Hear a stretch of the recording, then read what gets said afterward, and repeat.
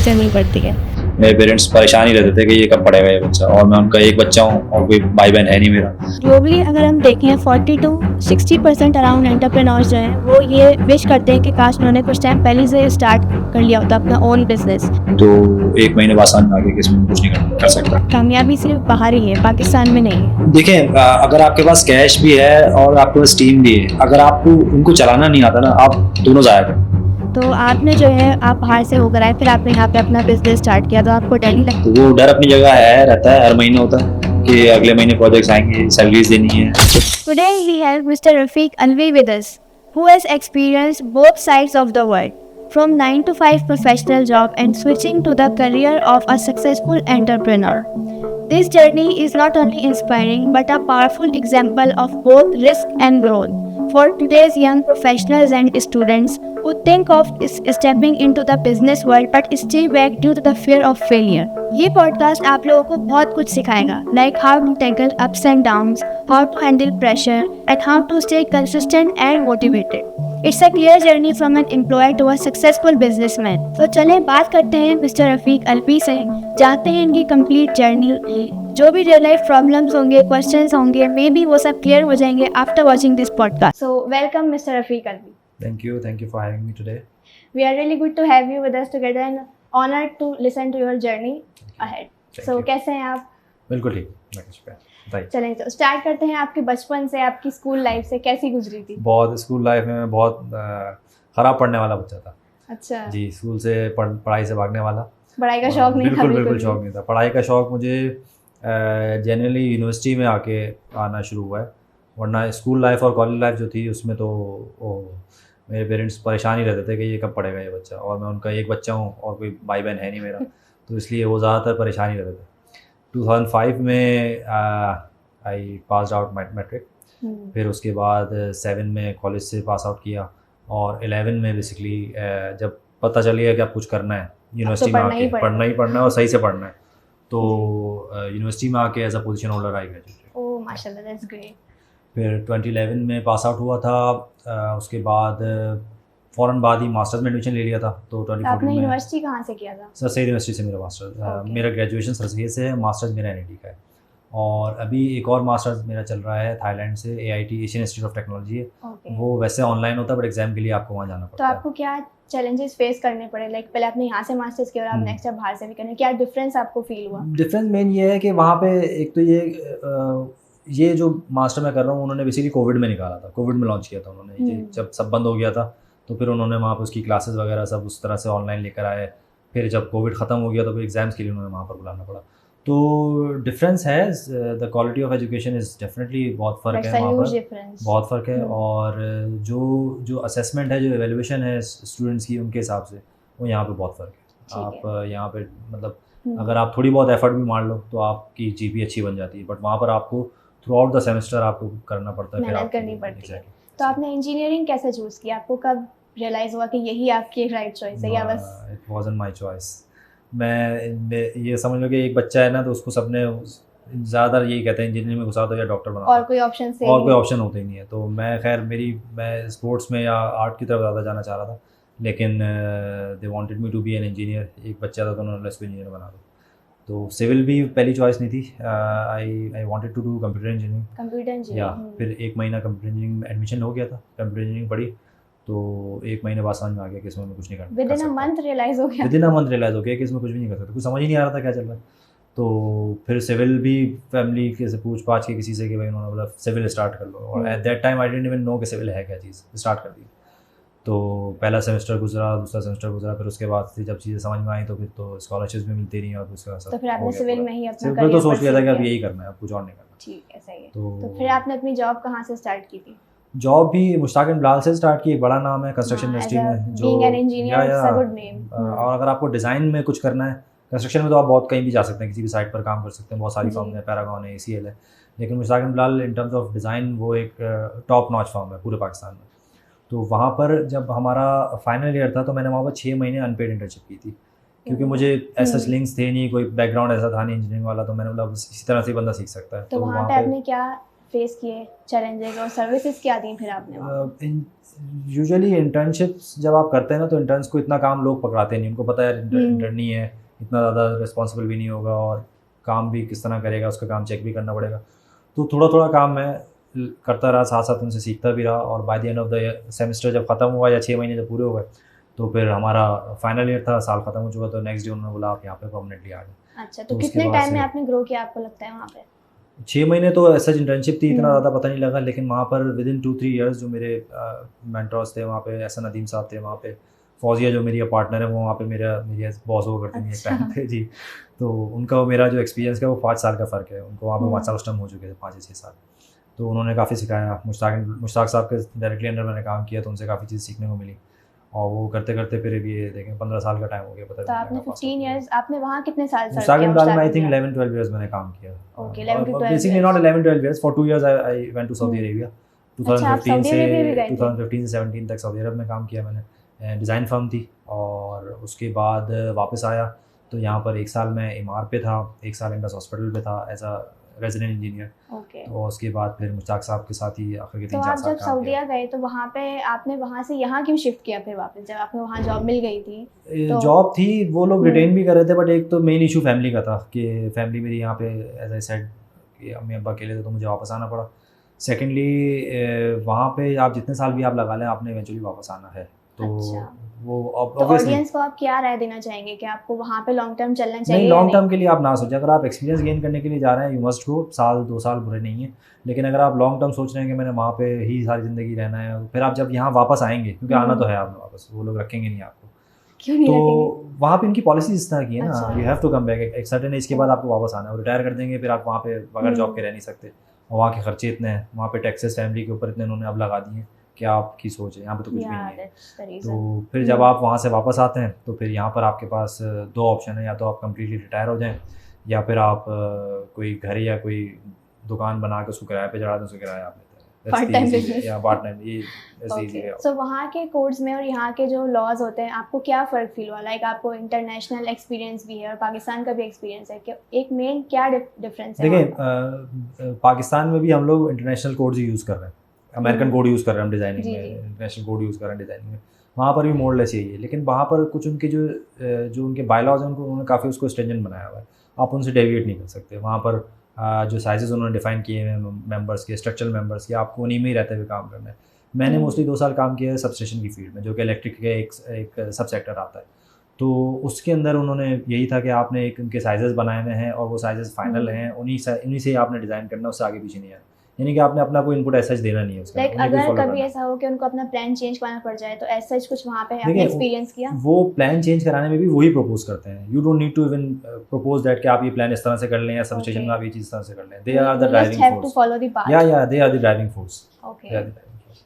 सो आपने अपने जॉब से बिजनेस की तरफ कब शिफ्ट किया? कब आपको रियलाइज हुआ कि now you have When, to own something of your own?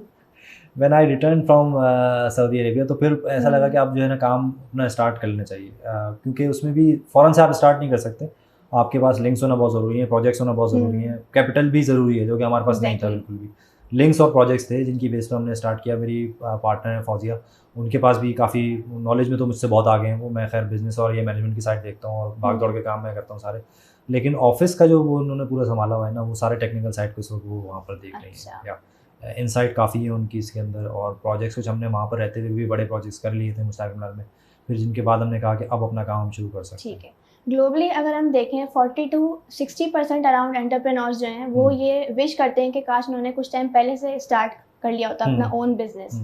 तो now you have come this far, आपको क्या लगता है कि कौन सी ऐसी एडवाइस थी या टिप थी जो आपको स्टार्टिंग में पता होनी चाहिए थी, like before starting your career as an entrepreneurship? हाँ, देखिए, एज एन एंटरप्रेन्योर स्टार्ट करने के लिए सबसे पहले तो बिलीफ इज़ वेरी इंपॉर्टेंट। आपको ये पता होना चाहिए आप कर लेंगे, अल्लाह ताला आपके पीछे खड़ा हुआ है, आपने ये काम कर देना है। ऊपर नीचे होते हैं, सेल्फ मोटिवेशन बहुत ज़रूरी है, उसके बगैर आप कर ही नहीं सकते। अगर आप ये सोचोगे यार मैं अगला महीना किस तरह निकालूंगा, मेरे पास तो सैलरी नहीं आएगी, और मेरे पास अगर इतने पैसे हैं, ये मेरे पास पैसे ख़त्म हो गए, तो मैं किस तरह से चलाऊंगा ऑफिस, किस तरह से चलाऊंगा, तो आप कभी ग्रो नहीं कर सकते। तो आपको क्या चैलेंजेस फेस करने पड़े? चैलेंजेस थे, हम तो एक डिप में हमने स्टार्ट किया जब एक रिसेशन चल रही थी पूरे मुल्क में, सारी चीज़ें डाउनफॉल की तरफ जा रही थी, 2022 का एंड था, उस वक्त हमने डिसाइड किया हमने अपनी कंपनी ड्यूरिंग खोलनी कोविड आई है। गेस, नहीं, कोविड के फौरन बाद, उसके फौरन बाद 2022 में। कोविड फिर अच्छा था, कोविड के बाद जो डाउनफॉल आया पाकिस्तान में वो कोविड से भी खतरनाक था, क्योंकि 2022 के बाद हमने स्टार्ट किया, 23 में वी हैव एस्टैब्लिश्ड, और उसके बाद भी हमने काफ़ी स्ट्रगल की इनिशियली, क्योंकि प्रोजेक्ट्स इतने थे नहीं, जो लोग जिनके पास थे इन्वेस्टमेंट लोगों ने पीछे वापस ले ली थी अपनी। आहिस्ता आहिस्ता फिर चीज़ें जो है अब रोटेट होना शुरू हुई हैं, और अभी भी काफ़ी अनसर्टेनिटी है मार्केट में। अच्छा, काफ़ी रीजंस होते हैं कि एक कोई नया स्टार्टअप जो है वो फेल हो जाता है, लाइक लोगों के पास कैश नहीं होता, या एक गुड टीम नहीं होती है, उनके पास एक प्रॉपर गाइडलाइन नहीं होती। तो आपको क्या लगता है इनमें से क्या मेन रीज़न हो सकता है? देखें, अगर आपके पास कैश भी है और आपके पास टीम भी है, अगर आपको उनको चलाना नहीं आता ना, आप दोनों ज़ाया कर देंगे। आपका कैश भी सारा ज़ाया हो जाएगा, आपकी टीम भी खत्म हो जाएगी, कहीं और जॉब मिलेगी वो स्विच कर जाएंगे। द मेन थिंग इज़ कि आपको उनको काम को चलाना आना चाहिए, लोगों को चलाना आना चाहिए। अगर आपको ह्यूमन रिसोर्स अच्छी मैनेज करना आती है, then you can manage anything. Time भी मैनेज कर सकते हैं आप। सबसे मुश्किल चीज़ है ह्यूमन रिसोर्स को मैनेज करना। टीम अगर आपके पास अच्छी है और अगर आपको उनको हैंडल करना नहीं आ रहा, आपको ये नहीं पता कि आप किस प्रोजेक्ट पे किसको लगाएंगे, तो आप वो पूरी टीम अपनी ज़ाया कर देंगे। तो आपने एक बहुत बोल्ड स्टेप उठाया अपनी लाइफ में कि आप अपने कंफर्ट जोन से बाहर आए, आपने एक अपना ओन बिजनेस स्टार्ट किया।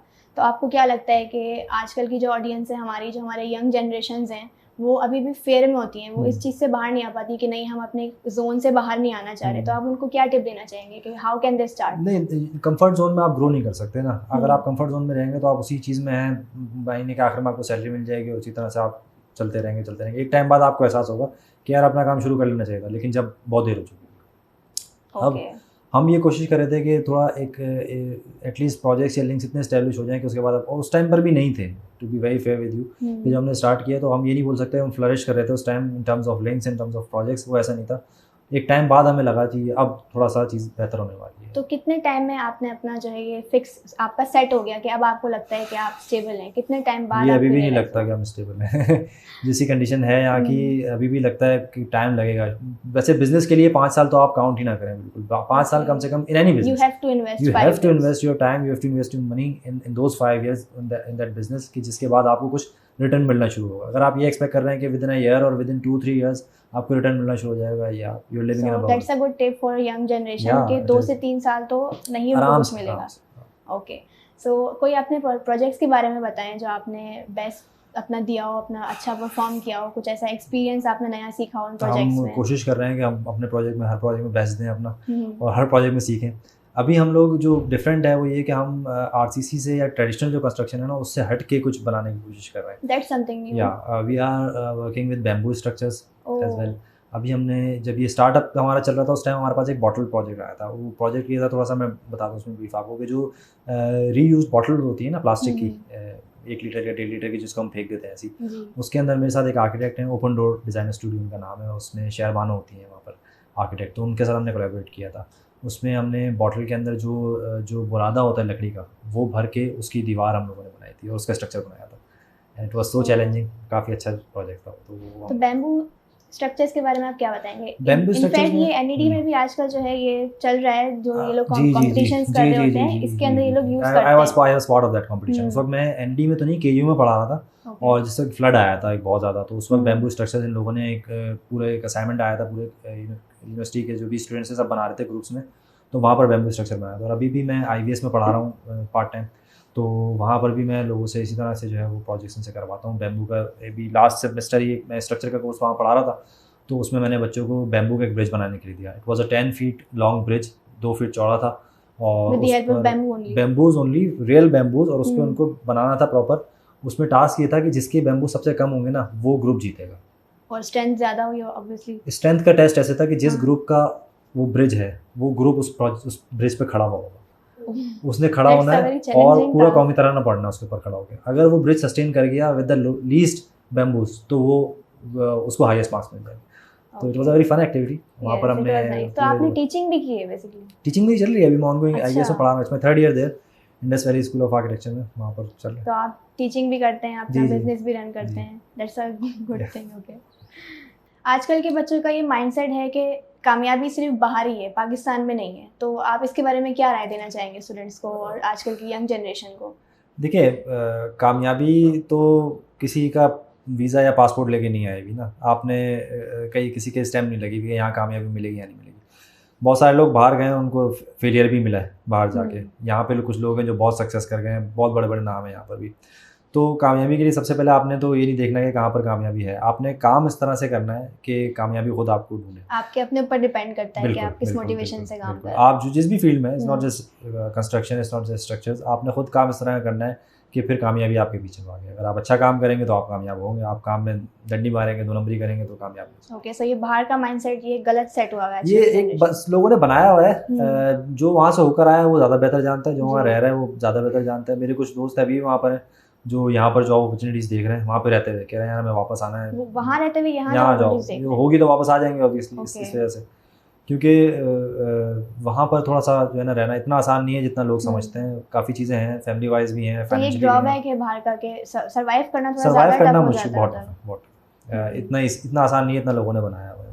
ओके, तो आपने जो है आप बाहर से होकर आए, फिर आपने यहाँ पे अपना बिजनेस स्टार्ट किया, तो आपको डर नहीं लगता कि आपने बताया कि पाकिस्तान का जो एनवायरनमेंट है यहाँ पे कुछ अनसर्टेनिटीज़ हैं, तो आपको क्या लगता है कि आप आगे मजीद सर्वाइव कर सकेंगे या नहीं? इंशाल्लाह जी बिल्कुल करेंगे क्यों नहीं करेंगे।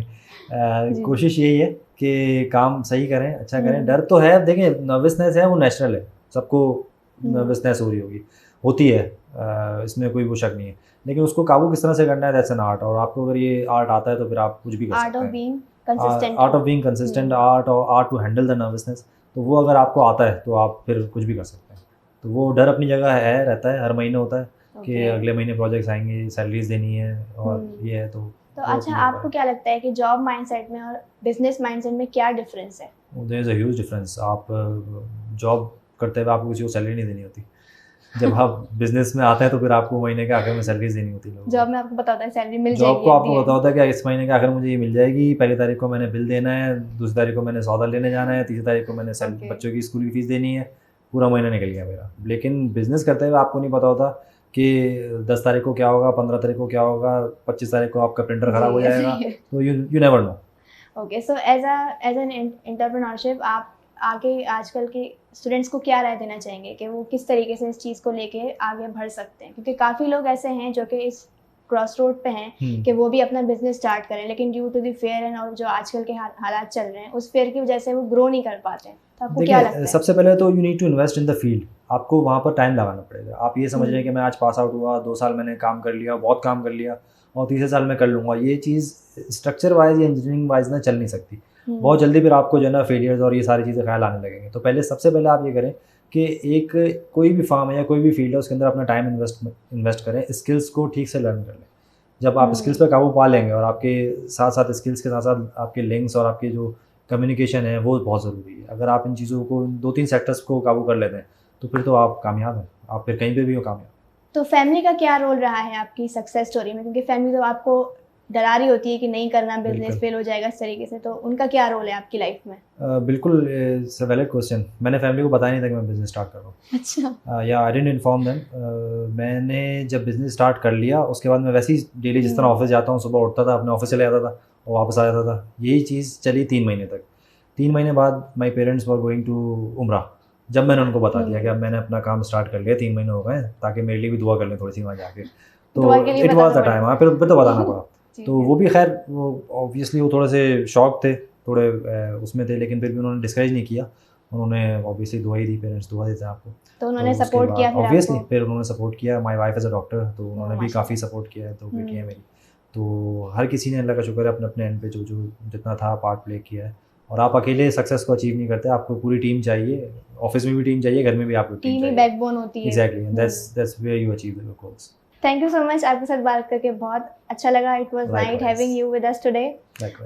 So this was the journey of Mr. Rafiq Alvi, who came out of his comfort zone and stepped into the world of business. उम्मीद है ये यंग प्रोफेशनल्स के लिए बहुत ज़्यादा मोटिवेशनल होगा। RBC के प्लेटफॉर्म पे ऐसे मज़ीद पॉडकास्ट देखने के लिए लाइक करें, कमेंट करें, शेयर करें और चैनल को सब्सक्राइब करना ना भूलें। Thank you so much. अल्लाह हाफ़िज़।